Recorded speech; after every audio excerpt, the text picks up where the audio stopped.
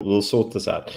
Okay. Folks, good evening. Welcome to this third edition of, I don't know what we want to call this, Shooting from the Hip with Themba and Kgofu. Yeah, And shooting from the hip. Yeah. Kgofu, it's great to see you here. Yeah, same here. Same here. How was your week? It's been rough, mate. It's been probably the same as yours. And the topic of tonight's discussion being this Wits School of Governance report. Well, one of the topics. I'm actually busy. I've been commissioned to write the deep dive on that for a think tank, who we shall identify when they publish it. Okay. So I'm pretty much been going through that stuff. Themba is coming. He's having some. Whoa! I didn't mean it that way. Themba is still joining us this evening on the stream. He is having some technical difficulties with his internet service provider. The same technical difficulties I probably had last night, which thank God Brian was there to do the heavy lifting. But it's been a bad week connectivity wise for the stream, Kgofu. But is it more on the back end in terms of the actual site itself, or is it more like, what is it? Is it general connectivity? No, last night it was me. It was my router and my fiber acting up. And tonight it's Themba's turn to suffer the punishment. So good evening to Kermit and Mr. Punisher and everybody else that's here. I mean, we're just getting started. So the viewers are slowly trickling in. So we can just shoot the breeze maybe for a couple of minutes while everyone finds their seats and gets their popcorn out and pours themselves a drink. Because I think we're going to eviscerate some of the mythology tonight, Kgofu. Or at least I'd like to believe we're going to eviscerate some of this mythology that guns are bad and that we need more gun laws in this country. Can you hear me? Loud and clear. Please don't tell me you're having technical problems as well. It seems to be bumming us out here. Yeah, well, I don't know what's happening now.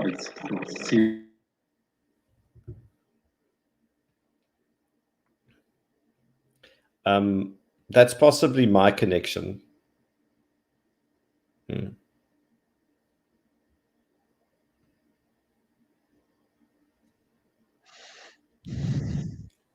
Themba, how's it?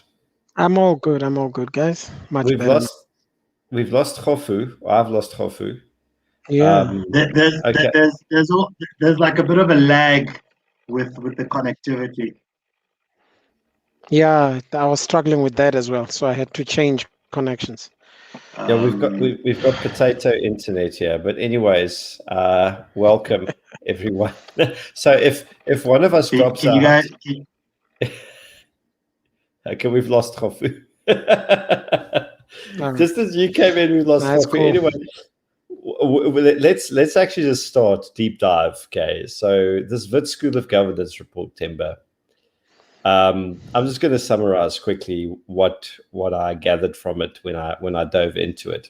And apart from the fact that the Firearms Control Act is pretty much according to their independent findings, you must bear in mind they were commissioned by the Civilian Secretariat on Police to do this report.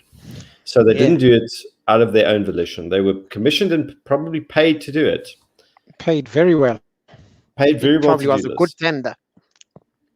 And what you and I know right now is that they would have loved a report to come out and say guns are bad.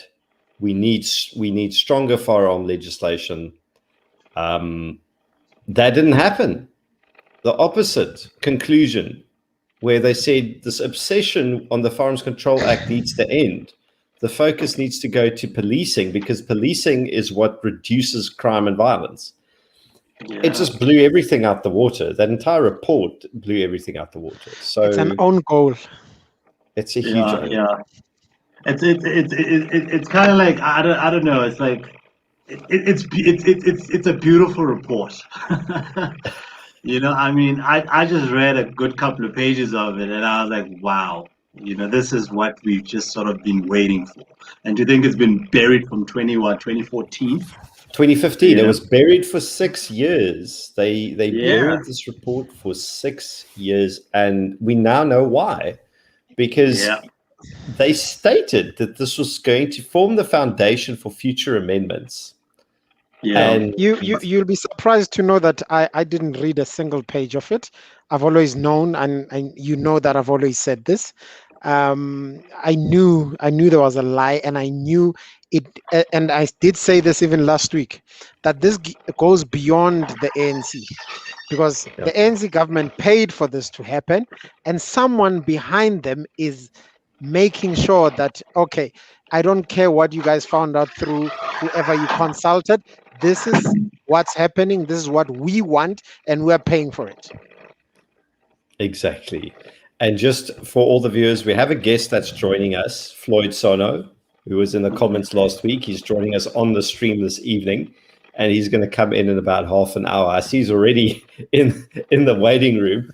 But Floyd, you can hear us, you can't see it. So thank you. You've got a front row seat to tonight's discussion. And I think this is quite a cool thing. We're trying to bring in some guests every week if we can. But just to circle back to that thing, it's exactly it, Themba. So they created their own smoking gun. They built it. They funded it. Dude, there's so many funny things I want to say, but the language does not allow me. Well, they're not very nice. Well, you know what? Like Kgofu's fading in and out of reality here, but he's back again. Like a spirit walker. So let's dive into it. Yeah. Considering that these are the findings, and that what's being proposed on the FCA amendments run 180 degrees contrary to it. Can heads must surely roll, Themba. You've got much more insight into this than I do. Like you tell me how you're seeing this. I said this last week, and I said this to you, I think, many months ago. I said, what happened when myself and Paul went, and we spoke sense to some people, and they actually listened to us, and they acted, in good faith, and did all the right thing. Someone from above. This is beyond political. As in party politics. The politics behind this is financial politics, and politicians are dancing for their supper and making sure that since I'm on so-and-so's payroll, it's very funny that so-and-so does sound a bit like Soros, but I'm not saying anything. Anyway. It rhymes with So Soros, I kind of want to doesn't back you up there, And it's funny because if you're a conspiracy theorist, this month is exceptionally beautiful for you as a conspiracy theorist. I wanna let Kgofu get into this. I didn't read a page of this thing. I know. I mean, the guy that has been pushing for them to actually release this, is a good friend of mine, an old friend in the Western Cape, and he's finally managed to get it done. Thank you very much, Ludwig. So Kgofu, I'm gonna let you tackle this one. I'll be on the sidelines and adding on. It just irritates me. Yeah. Look, I mean, basically, so the ministry pretty much told Wits School of Governance to go out and do this research to sort of assess the effects of the FCA on crime, basically, and I gather that they were probably hoping that this report was going to come out and say, yeah, you need to take away everyone's guns because it's just bad, you know what I mean? But in actual fact, I mean, this report just came out and totally said the total opposite. Yeah. And what they then did, government being government, they took this report and they hid it away somewhere very far away, and this was the first we saw of it in 6 years. You mean government being puppets? I mean? And this was commissioned in 2014, by the way, this report, and we're only seeing it now. I mean, in 2021, but one of the things that kind of sort of hit me hard when I was reading the report was a line that came out and said, yes, we're going to do this. We're going to present this report. There's going to be all these crime statistics and figures, and we're going to delve into it. But we must always remember that behind every single statistic is always a person that lost their lives. Whether it be a gun, a car, or a robbery or whatever. You know or what a I mean? knife, which was one of the Or a main knife, things that they mentioned. yes, Yeah. one of the most prominent sort of weapons used in committing a lot of these crimes and murders. And I think the story that they brought out was a student who got stabbed and never even got to see his own graduation. And you look at that and you think, here we have a government that's supposed to be tackling crime and actually coming up with policing strategies to reduce murders, but in actual fact, they're going after people that don't even have the intention to murder anyone, and that's the Yep. legal firearm owners. Meanwhile, the guys that are actually committing all these crimes are just sitting somewhere and they don't even care. They're just going to go ahead and kill people. I as like they the want word to, you use. The word you use, tackling crime. It looks like they tackled themselves with this one. Yeah, own goal, eh? No, so just some of the things that leapt out to me on this is how they said over the 15-year period, which was before the FCA became law and then after it became law, they find no evidence at all that the FCA was responsible for any decline in any of the crime rates at all, and that the only correlation that's beautiful. I mean, that blows out of the water one of the top 5 main foundational claims of gun-free South Africa, why we need tighter gun legislation in this country. In fact, their main claim. Now, of course, it helps that Frans Cronje independently eviscerated that entire myth at the DA Firearm Summit a couple of days before this report was released. So he never saw it. He went with independent data and sank that battleship. And then the report upon which they based their own nonsense came out. And what I really appreciated with this is they said that the age restrictions on people owning guns legally make no sense, because there is no correlation between violent crime and the age rates of offenders post FCA. So increasing in actual fact, sorry to jump in, it went as far as saying, the FCA is relevant to less than 5% of all crimes reported to SAPS. And think about it. Think about it. How's that for a kick in the teeth, eh? A great number of crimes aren't reported to SAPS because the public doesn't trust the police. So only the most serious ones get as far as that. So only 5% of the most serious reported crimes to the SAPS. So even fewer than that in the overall number of actual crimes committed involve FCA-related offenses. Yeah. I mean, you see, there's it's another like everything we've been percentage that is saying. not calculated. Yeah, there's another percentage that's been not being calculated. Remember, there's crime that is reported and crime that is said not to be reported. All right. Yes. But then there's crimes that are reported and not acted upon, because either you have a satellite police station that's understaffed, as was in my case when I got stabbed and shot in 2007. I went to a police station and I was bleeding, and the guys, I found the guys there. One guy was actually having a liquor dope under the table, and he looked at me and said, "Well, do you know the guys and where they're from?" I told him, "No, they're from the neighboring hostel just behind you guys," and he said, "Well, now I brought them with in the car. They're waiting to be arrested." Yeah. So I would have wanted to report that. I would have wanted to report that, but because of that, I had to turn back, because I looked at this guy. I was like, "This guy's sick. I need to sort this out myself," which I did. Thankfully. Yeah. It's really ridiculous. I mean, what about the cases of successful licensed firearm owners who sort of successfully defend themselves, but there's not even a case of someone got shot or someone got hurt?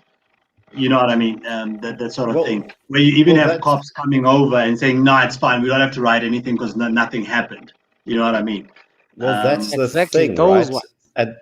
And the report pointed that out, that good statistics on these things either. That the SAPS statistics in the opposite direction are insufficient. So they commissioned this report. They were nailed on all the points. Yeah. So how the frick do you go and you write amendments, proposed amendments based on this Let me document cut and in there. ignore Let me- everything? Mm. Go. No, It's totally ridiculous. let's make it even doesn't make better. sense. Let's forget the report. All right, let's come to something more current. The utterances of both the national commissioner and the minister, which Ah. are directly exactly. Remember, one said we are understaffed and Yeah, overweight, they can't and perform the other men. one, he said in his words, I think he said the mandate is impossible to fulfill. So these are Yeah. current things. The report may be 2014, okay? So they might want to play that card because you know what? I've figured out how SAPS and the Ministry of Police work. They might want to take this to court if if we stand up and say, okay, but you've got your own report, stick to it. All right. They might say, no, but this is old. New data says. So let's put it aside a bit. Yes, we'll talk about it, but let's put it aside a bit and take what is said on record from the horse's mouth, their own people in parliament, all right, Yeah. their own top management, the two top guys in policing, the minister and the commissioner. I don't think there's anyone above them besides the president. So those guys have actually supported and actually gone beyond supporting that very report. In actual fact, if you recall that day when they were in Parliament, when the commissioner made that statement, I think 2 minutes after that, I mean, the Minister of Policing, Bekele, stood up and left. You know, He did. and I just found that very strange. You know, you've just let us into this big, you know, revelation that you basically can't do anything about policing and crime in this country. You can't protect us. You know, and all you can think about is just taking your hat and leaving. You know what One I of mean? the things we said to them, very disturbing. one of the things we said to them, besides good policing, in terms of numbers, according to global standards, because apparently they like copying everything from everywhere and calling us a global country. I love global that. Yeah, we need to align ourselves to global and regional standards. We exceed But those we know. standards, but I mean, let's not talk about that. So sorry guys, while we're still on the whole global thing, right? I actually want to quote something from the report. If you guys just give me like, you know, a second. There's a part of the report that says the FCA currently complies with the Zimmering standards, an internationally accepted standard to measure effective gun control of countries, right? The purpose of the act is to A, enhance the constitutional rights to life and bodily integrity. B, prevent the proliferation of illegally possessed firearms, and by providing for the removal of those firearms from society, and by improving control over legally possessed firearms to prevent crime involving the use of firearms. And the third one, enable the state to remove illegally possessed firearms from society, to control the supply, possession, safe storage, transfer, and use of firearms, and to detect and punish the negligent or criminal use of firearms. Now, if you look at that first point, to enhance the constitutional rights to life and bodily integrity, and yet we're being told it's a privilege. It's not a constitutional right. It's a privilege. Well, another thing that came out of that report, Kgofu, is when they talked about making the Firearms Control Act, sorry, let me just come back here, making the Firearms Control Act more onerous and harder to, you know, putting more restrictions in. They mentioned that, especially when pertaining to elderly gun owners, it could violate their human right to security. And that was just like, boom, you know, I just looked at that and I thought, again. And I mean, this is the beauty of it. And I think from the summary, what I picked up was the report just basically said, just focus on policing. You know, that will reduce crime. You know, leave the legally armed alone. You know, and I mean, it goes on to talk about, you know, the policing strategies that they had, you know, pre what's this pre World Cup, 2010, and how during that time crime dropped drastically, and because of Because those strategies. they had extra, well, not extra resources, they had focused resources, they had more operations, they had all these sorts of things. Yeah, but they also had to paint some sort of picture, isn't it? That we're safe, because obviously the whole world was now coming to South Africa. So essentially it's bringing out the good cutlery when the visitors are here. But as soon as they leave, we all just eat from crap plates, broken plates and all of that, because we're just not worthy of actually having a well-functioning, a policing system. You know what I mean? That's exactly it. And let's not even forget the fact that we've had, this vacuum and this change of leadership over the time. I mean, we had Ria Pierre. I think Ria Pierre is a banker now. You know what I mean? Um, Wow. we obviously we had Jackie Silebi, who's obviously now kicked the bucket. And we had Natim Teto, I think, at some point. We did. And then we had Becky Cele as a commissioner, and then he was fired because of that whole property deal corruption that went on, and now he got promoted, and and those are the things that for some reason the ministry and the government are not looking at to say, hang on, could the problem actually be from our side? Could it be that we're not actually doing enough to make sure that our policing strategies are actually effective? You know what I mean? Well, it's about as much to say I'm going to be naughty now and say it's like this lockdown level 4 has as much to do with the virus as everything to do to stop Jay-Z's supporters in Gauteng getting to Nkandla to support him. Sorry, that's just my conspiracy theory. I'm putting it out there and I'm sticking to it, because why else would they just lock Gauteng down? Come on. All of a sudden we're being blamed for not wearing masks, and then we're being told that we need to go into our rooms. You know what I mean? Yeah. You've been naughty. You haven't been wearing a mask. Go into your room. I mean, never mind the fact that we failed dismally at rolling out the vaccine. You know what I mean? Which is pretty much the same thing as here. We failed dismally at actually policing the country and making sure that we arrest, we prosecute.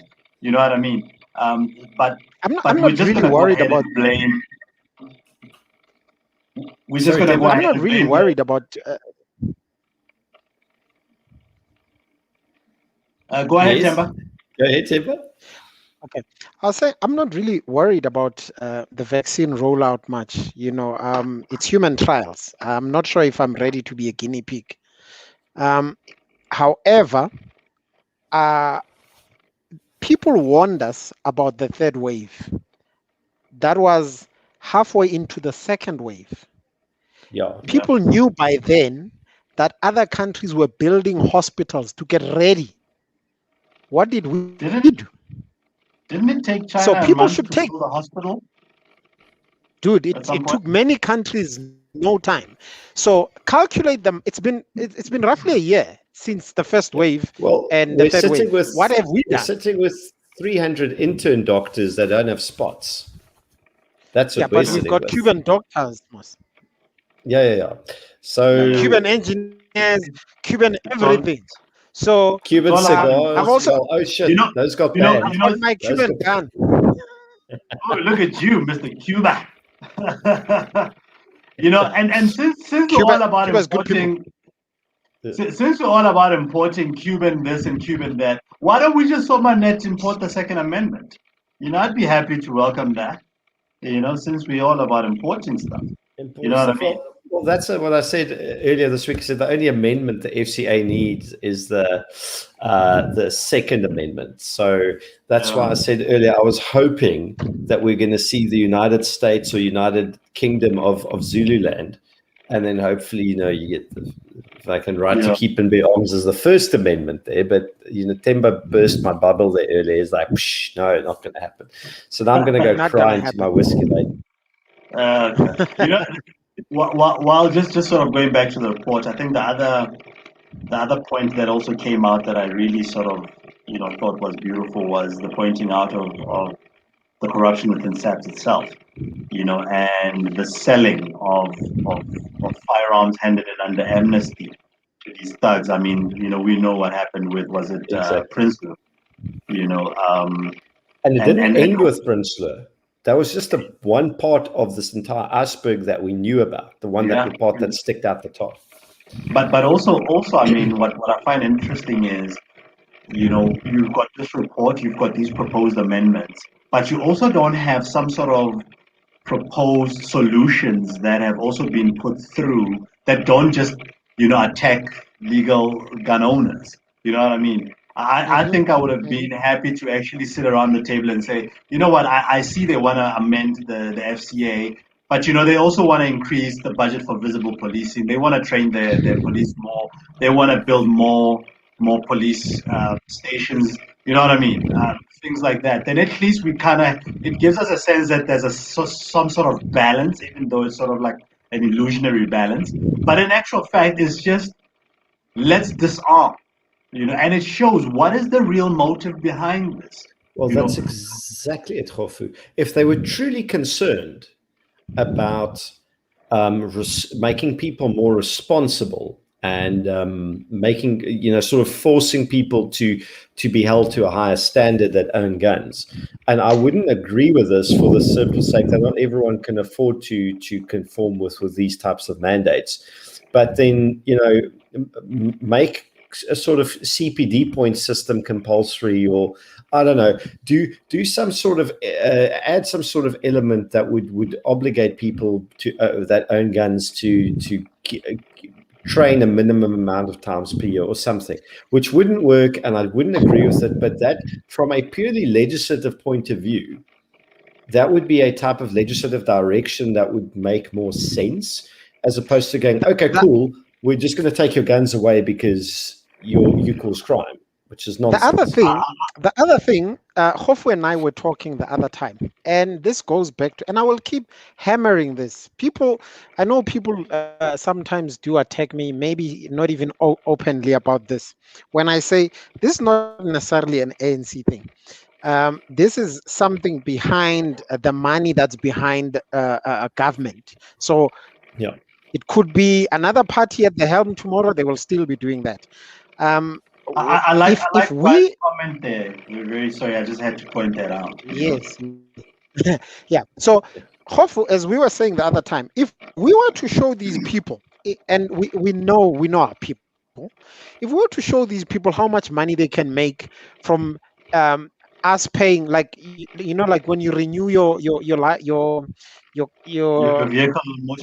vehicle license. Yes. Do you realize that the NC will be the first party to jump at it? I mean, I know a couple of people in the NC that would love to see that money coming into government, because it would be channeled into the proper pockets, so to speak. Yeah. I mean, ANC, help us help you to loot more. That's exactly what I'm saying. I'll even run for president. I mean, there's money there for guns. I'll buy more. Yeah, I mean, funny. I wrote, based on the same thing, I wrote an email to Treasury, to the DG of Treasury, and I said to him, I would like to actually have a chat with you, because I genuinely believe that there's some improvements that could be actually sort of done to the firearms licensing that'll actually earn the state coffers more money. But I never really sort of went into the whole detail. And Treasury was happy.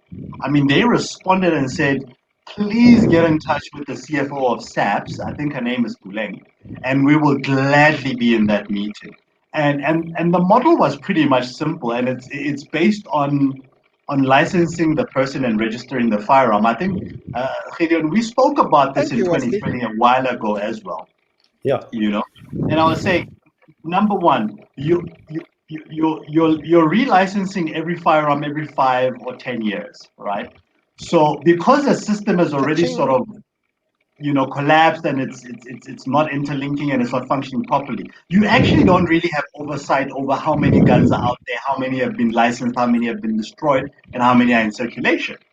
Now, one of the ways to obviously overcome that is, you keep renewing permits. You issue permits annually.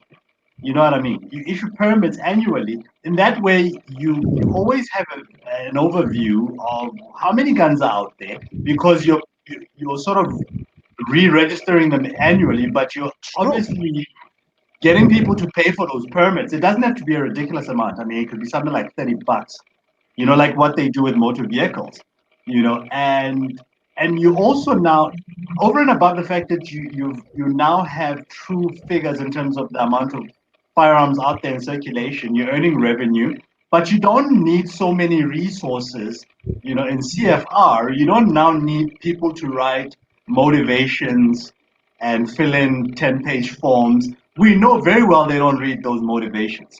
You know what I mean? So why go through the whole administrative red tape? So For I Let can me, something. let me make answer. it short for you. Let me make it Yeah, short for you. go to Less it. resources used, more money in. Yeah. But also, Hello. the beauty about it is that I think it's been proven time and time and again that more regulation does not necessarily reduce, crime and corruption. In actual fact, it becomes an enabler. You know what I mean? Well, that's the thing. Legislation, and I think Brian mentioned this last night, laws cannot do that. The only thing that can stop criminals are police who are catching them, and an effective criminal justice system that processes them. So the issue is again, and the reason why that fell flat, Kgofu, not fell flat, fell flat, is there. It's been one of those weeks. Is purely because the revenue side is not important to these guys. It's important to Treasury because Treasury is concerned with managing revenue. So I'm not surprised, but I am rather impressed still that you got like a warm response from them. Whereas SAPS SAPS never responded, by the way. Yeah, Can we talk about the report the Global Corruption Barometer report? I think this came out in an article by Clement Manyatel on Eyewitness News in 2019, July the 11th, saying that Global Corruption Barometer, which is GCB, Africa on Thursday revealed that South African Police Services, SAPS, is considered the most corrupt institution in the country. I saw that. It's wild. It's absolutely wild. And this is the institution responsible for keeping us safe, guys. Only beaten by themselves, Because it's like a goalie, it's like a player and referee type of thing. You know what I mean? No, it was. I read that and I was like, okay, I knew things were bad, and I've seen it in writing, but that was putting it formally in a structured sort of form. I blame the cool drink money. There's too much of that going around. Yeah. Okay. I have to admit, like we're still lucky down here. We have not an awful lot of that, but I mean up north it's rough. But just I'm going to come back to the corruption report. Going back to what you were saying, Gideon, about the fact that it's not about the revenue. It now points to the fact that there's a much bigger motive, Yeah. And I'm going to go ahead and just shoot from the hip and say the ANC knows that it's fucking up, They're not. We're not progressing. Unemployment is pretty much at 40%. It's at 32% because stats could only reach so many people. But we all know that it's pretty much sitting at around 40%. We've got all these porous borders. State institutions are being run into the ground. Corruption is on the rise. We've just literally looted 500 billion. Big time. So the only way for them to continue to stay in power is take away guns, because an unarmed populace is a populace you can pretty much do anything to. You know what I mean? So it's not even about reducing crime. It's about making sure that when the time comes, when they tell us, fuck you, we're not getting off the seat, then we cannot fight back. You know what I mean? Then we're going to go into dictatorship mode, beast dictatorship mode, Yeah. And apparently since Cyril was clear today of all possible irregularities with his own little campaign, because he did not willfully, deceive anybody. So I'm not even going to get into the political angle there, but I'm just going, if I was a Jacob Zuma supporter, that would not have what was that song by Shania Twain? That don't impress me much. I'm Yeah. pretty sure that's exactly how. It's no. So we are most certainly not governed by people who are playing open cards with us. They're certainly not shooting from the hip, Kgofu. They're shooting from some other fucking angle. They're shooting from outside of a bunker. Here's the thing. Now I'm going to come back to SAPS being the most corrupt institution in the country, and what I've just said about the fact that the disarmament drive is not about fighting crime, And I just want to point out, and I'm going to sound very controversial. And now I want to point out how, like I said last week, how pathetic we are as gun owners. Yeah. This is happening right under our watch. We all know that this is happening. And what are we doing right now? We're going on Facebook and bitching and moaning about the fact that, oh, no, they can't do this. Can they do this? They must come fetch the weapons. You know what I mean? Yeah. Being reactive again, We're going to wake up one day and find that, the rug has literally been pulled from under our feet. And I'm going to say this again. We need to stop this, this whole thing of being reactionary. We need to take this issue by the scruff of its neck and fucking do something about it. Guys, I mean, come on. But there's another problem, Kgofu. And this is one of the things that have gotten to my nuts. And I've been saying this. There's these American memes going around saying that guns have two enemies, rust and politicians. In the South African context, for me, I see three enemies. Yep. It's politicians, rust, and gun owners with smartphones and very low IQ. Smartphones and dumb brains. Yeah. Yeah. Midwits, I think you call them. It's that's what Gideon calls him, and someone wants to charge him royalties for that. Yeah. However, I stole it from someone we tend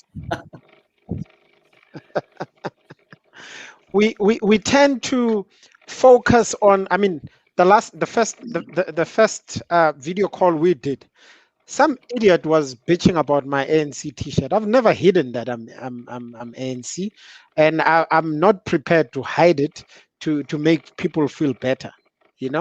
I've got my own reasons. He's got his own politics. The one politics that put all three of us together here. I don't even know what Gideon supports. I don't know what Kgofu supports. To me, it doesn't matter. To the IFP, right? What matters is that I'm with two other brothers who support my gun politics. That's what we talk about. If we don't see this, and let me make an example about politicians themselves. When the EFF wanted to push Zuma out of parliament, they worked with the DA and all some of the people in the ANC as well. Yeah. And that was good and well because it benefited you. So it should be good and well that I'm wearing my ANC T-shirt and I'm holding the ANC that I voted for accountable to the nonsense that I'm seeing. Exactly. And that is something that we have been asking for. Well, those of us with smartphones and hopefully relatively smart brains. I think my IQ is above room temperature, but don't ask my wife that question. She'll disagree. We've been asking people to hold their political representatives accountable for years and years and years, and say, if you vote for somebody, get them to toe the line. I think the pressure got to the DA, and they've marvelously responded to that pressure. And then there's this racial stupidity that comes into it as well. Exactly. I'm going to jump in and say we as a society have become complacent. Even aside from the whole firearms, the proposed amendments, we are comfortable with the fact that as of today, electricity has just gone up by 14%. ESCOM the fuel prices keep going up. You know what I mean? Prices go. I mean, I was saying to my wife the other day, she went into the shops and she said, frantically, this has gone up. And I said to her, did you not think that someone had to pay for that lockdown? It was not going to come free. And we as a society have just become complacent to say, exactly. You know what, I can go to the shop and swipe my card. As long as I can still afford bread and milk, you know what I mean? I'm okay. And we should be at a point where the ANC should not be in power by now.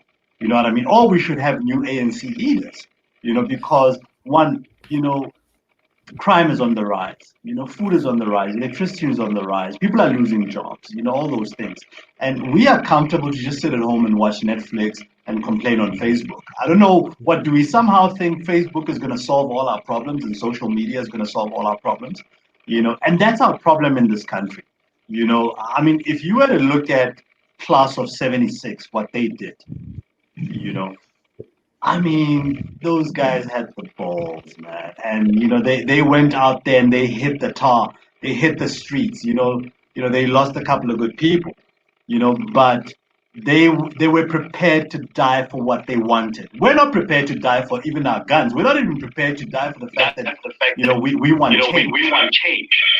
How's it, Flo? Sorry, Sorry, just interrupted you there. I'm just going to mute Floyd quickly because he's got a bit of feedback. But Floyd, welcome. I'm going to unmute you shortly, so you can unmute yourself as well. That just clicked in mid-rant, and I interrupted Kgofu, but thank you, Marika, for the super chat. But before we get to asking Floyd to tell us more about himself, I want to add to what Kgofu said. 1990, that's exactly it. Like, we had strong men with principles at a time that came and they had the balls to put stuff on the line. Post 1994, we have lots of people that say, but what happened to the Rainbow Nation? And my response these days is, well, what happened to it is you took the drug and you stopped caring. When 1994 happened, you voted, and when you left the voting station, you didn't give a fuck about what happened from there onwards. You complained about it. You may have written letters to the editor at the Citizen or wherever, but you didn't actively participate in your own governance, which is exactly why we are in the problem we are. Yes, we can blame the ANC for being who they are, what they are, and what happened to them. Yes, we can blame the NP. We can blame a political process. In actual fact, I'm going to be controversial again. We should be blaming ourselves. Because we should. It's us. You know what I mean? It's us. We elect government. And we remove government. It's always us. And the fact that we have not removed them, we should be pointing at ourselves, to say clearly we are the problem, and we deserve what's happening to us currently, and if we don't do anything about it, it's only going to get worse. Yeah. And that's exactly it. And that's why we're having these conversations. And that's also why we've got Floyd here, because Floyd's been watching and he's a fan. And I'm gonna shut up and I'm gonna say, Floyd, good evening. Tell us a bit about who you are. The floor is yours. Floyd? How's it, gents? How are you? Awesome, and you. Good. All right. Yeah. So I've been following, and that's that. Sorry about the voice. Yeah, I was arguing with some ANC guys. So. So yeah, Floyd is a father of two. I love peace and nothing much. I love my guns, and that's number two. And what made me to fall into guns? Police have always let me down, Before we speak, I was looking at my green license. I've had this thing since 1999. I was still in college, So it's something that I've always loved, So I've had this thing for over 22 years. This thing has never gone off accidentally. This thing has never been taken away from me accidentally. I've carried it in taxis. I've gotten employment because I have this thing. And now you come back, you want to take it away from me, So to me, that's a bit of a problem. And so for me, I wish that Begitela could see this. So I'm not going to come in as a member of any organization, but a simple man on the street. So just a guy on the street, a taxpayer, a law-abiding citizen. So that's how I'm going to come in. And I have some questions for Peggy Kele, and I wish you could get this podcast, or whoever can see it and say, hey, this was asked there, So my number one question for Peggy Kele is, so what are you doing about the Senzo Meyiwa's case when you so into firearms like this? What are you doing? He's your homeboy. He's from KZN. What are you doing about it? So do something. Don't you feel you failed his family? Don't you feel you failed his kids? And the ANC hires people like myself. I worked there because of my skills with firearms, because of my capabilities with firearms. They needed me for security. At some point, I watched them. But they wouldn't have hired me if I didn't have a firearm and I didn't have the expertise. They felt safe around me. And why not disarm me? In actual fact, can I jump in there, Floyd? So Floyd mentioned he's a man of peace. I love that, and I don't know what's it. I'm gonna try and quote this as best as possible. That Latin saying that says, "Is it si vi pacem para bellum?" Meaning if you want peace, you must prepare for war. Which I think is very sort of apt for this discussion as well.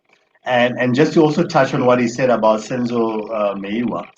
If you recall, Senzo Meyiwa got killed, and then Jackson Mthembu, I think, also got shot around the same time. And the ANC just went into this frenzy of wanting to have stricter gun laws. And it's always the same horse shit. Every time it's a celebrity or it's one of their own that gets, somehow impacted. No, we must have stricter gun laws, and for some reason that seems to be the solution to them. Not we actually need to make sure that our police system actually works. And I have a big problem with that. It's grossly flawed. And something needs to be done about this, guys. I'm kind of getting worked up now. So. Well, before sorry, just to let Floyd out, I'm not muting it because I don't like him. It's just to stop the feedback from coming through. But I'm going to give you Floyd back to Floyd. But if you want to jump in, just raise your hand and I'll let you, because Themba's now bailed on us. His connection is clearly dark. But that's exactly it, Kgofu. And I think this is the thing where we're having these conversations, but we're also driving the issue in a direction where what we are doing tonight creates pressure. And even though the minister may not be watching this, people who vote for the guy or for the parties are watching this, and people who feel that they don't really have a voice in the gun-owning community because they're not traditionally associated with being gun. I mean, Floyd has had his guns for longer than almost you and I combined, Kgofu. I mean, I've been a gun owner for like 11 years. You've been one for 11 years. He's been there for like 22 years. So Floyd is like 200% the gun owner we are. And he's been through all these processes and he's been in this thing. He's the type of guy that we want on our side. And Floyd, thank you for being here. So maybe tell us a bit more about the floor's yours, sir. Yeah. So what made me the love for guns was crime in the Joburg CBD and all of that. I worked at gun shops, so I worked at Red's Ranch with Jeffrey Southern. I was a part-time there, and I would work there as a part-time after college. I would go in there and help, distributed leaflets and all of that in different cities. And then eventually got into sales, and I did a bit of cleaning there. So Jeffrey Southern was my mentor in terms of the guns, and Martin Jobert, who's now in the United States. So those guys mentored me and they helped me. They taught me a lot. The advantage of carrying one up, the advantage of carrying hollow points, all of that. The advantage of shooting both hands. The guys will tell you that if you get shot on the one hand, what you're going to do with, so don't get to the habit of using your right hand, use both, which is difficult, but you get taught and the training and all of that. And other than that, I would also be trained by expertise, guys like Mark Eekhoff and all of that, so, you were not spoon-fed, everything that I know, I trained properly. And you look at guys, like Themba said the other day, he armed a lot of people. He helped a lot of people get armed.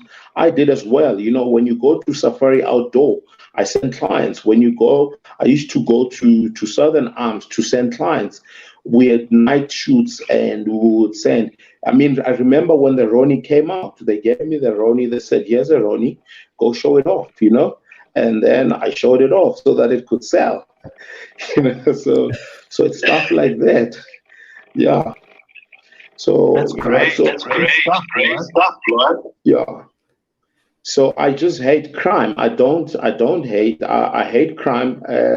I've saved some people's lives. I've saved my own life. I remember, and you gents, I agree with you. It's not a black and white thing. I remember I saw a white gentleman who was being hijacked in Nasrec, and I stopped and I intervened. And you know what happened? They didn't hijack his car. They didn't shoot him because I intervened. And what happened? JMPD came and they ran away. Yeah. So what do you want to tell me about these firearms? I mean, I challenge Beggy Taylor to go for firearm training and to go drive himself to work with all the VIP protection guys. You know? So stuff like that, you know. So there's a huge lack of leadership in the country. We cannot avoid that. And I agree with Kgofu. Gun owners, it's about time we unite. Not black, not white, not Indian, not colored, but unite as firearm owners and say enough is enough, you know. Let's change the protest strategy. Let's take it to them and say, hey, what is this? What is that? So yeah. So I would like to. Sorry, Themba, go ahead. You do need to speak to your community, because I've been dealing with this for dog years now. People believing that this is to disarm farmers, this is to disarm white. God. It's sickening. Guys who think in that sense make me give me an sick aneurysm as a gun owner and as someone who's been actively fighting for gun rights of everyone, black, white, colored, Indian, red, Chinese. I don't give a shit what color you are. I'm fighting for your rights, and I'm actively doing so. I've been in the walls of parliament and held my party accountable. People who have done nothing but sit and comment on nonsense on Facebook. They fucking irritate me because they're not doing anything. They're preaching to the choir every day of their lives, wasting data. I've actually gotten on a plane a couple of times to get into parliament. I've made calls on my own account. I've attended ANC branch meetings to raise this issue. So don't come here and talk nonsense. It's BS. Yeah. So as someone who's now wearing khaki, okay, and we have a family farm in the Vrystaat, and I am from the Republic of the. I am actually kind of wearing fellies, to be honest. So as someone who's very Afrikaans, trots Afrikaans, like very, very Afrikaans boys and girls, it absolutely grates me when people racialize civilian disarmament, because the issue here is not. It isn't to disarm the. I mean, of course, it's to disarm the farmers, but they're not the only fucking guys who are going to get disarmed, because alongside them, millions of other people who aren't farmers and who need those guns for self-defense are also going to be disarmed, and about 60 to 70% of those people aren't white. In fact, maybe more than that. So it's always been stupid for me, that unnecessary racialization of it. And I'm hoping that by constantly hammering it every day, if I die from an aneurysm, if I have a stroke, you will know that may be the reason, because I just had to deal with that idiotic argument one too many times that actually killed me. But the thing is, this current threat to our licenses, what I have to admit, to our gun rights, it has been hugely unifying. It's been exhausting, but I kind of see the idiots being, they always pop up. there's always that one guy on a Facebook group or the one guy on a WhatsApp group. But I'm liking the fact that they're being drowned out by the majority of people who, a lot of them may have truly believed this guy. But it's very difficult to believe it when you're like, wait a second, there's a whole bunch of like Black and Indian people with the same problem or worse problems than me, because believe it or not, they own like 3 times more guns than I do, and they don't want to lose their guns either. Then it kind of becomes very difficult to maintain that bias because it kind of pales in the bright light of reality. So yes, we're always going to have those special family members, if you know what I mean. You know, that our cousins. Yeah, you know, they're there, unfortunately, you know what I mean. But they should make us strong. You know, they should make us stronger. They should unite us more. You know what I mean? And I certainly think we should. I think we should not give them, you know, the airtime. You know, and we should just pretty much, I think, not entertain them. They just waste precious air that could be used and by airtime more, and data. you know what I mean? More And intelligent. Just to answer Francois quickly, it was extended because we forced them to extend it because they were hiding their research that contradicts why they are trying these amendments. Then they were forced to give their research, and with that, they were forced to extend it by another month. And I just love how they get emotional when they respond to all the attorney letters. Have you noticed them? Yes. You know? We shall not entertain your request as we have answered it in the previous letter. Yeah. You're like, dude, go fuck yourself. Yeah, You know? exactly. Sorry, I'm saying. No, but I look. I want Floyd to. I mean, we've got like 3 minutes left. I would like Floyd to just end off the show maybe, because God, you've been just dropping bombs tonight. So you've been absolutely epic. Would love to have you back on any bloody time. I'm sure Kgofu and Themba, the co-hosts, won't mind. So Floyd, take it. Send it. All right. Send it. So my message is more about Bheki Cele, nothing much. You know, there's so many things that can happen. You know, Bheki Cele to me just looks like a bully. You know, a guy who doesn't mind his own. He doesn't see any wrong in his own children, but sees every wrong in the neighbor's children. You know, so that's what's happening here. His own officers. He doesn't see anything wrong. It's all good, you know. And I mean, we've got problems. The country has bigger problems. You look at the deputy president. He's in Russia. He doesn't want to get his own vaccination that he ordered. He went and got it from Russia, you know. So what is that nonsense? You understand? Why don't they hire more people and have 2 shifts in Pretoria to be dealing with these firearm applications, and then you're eliminating unemployment? It's very simple. Why don't we have more people, even in the stations? Why don't we have more people? Just have 3 shifts or 2 shifts. Can you imagine what that would do to employment? And those people employed will go back to pay tax. I mean, the only department that works for the government is SARS. It shows that everything can work. Why SARS only? You know, there's a lot of things that can be done. You know, I mean, what stops a young guy who just finished his matric and who's going to study in varsity to have a firearm in his safe, in res somewhere in Braamfontein or anywhere? If he's responsible and all of that, my kids shoot. My boys will never touch a firearm, no matter where I leave it. They know everything. They'll take you through the safeties, everything. You know, they will never touch a firearm. So why? Have you seen the number of firearms on Intelligence Bureau? The police firearms, Z88s, LM5s.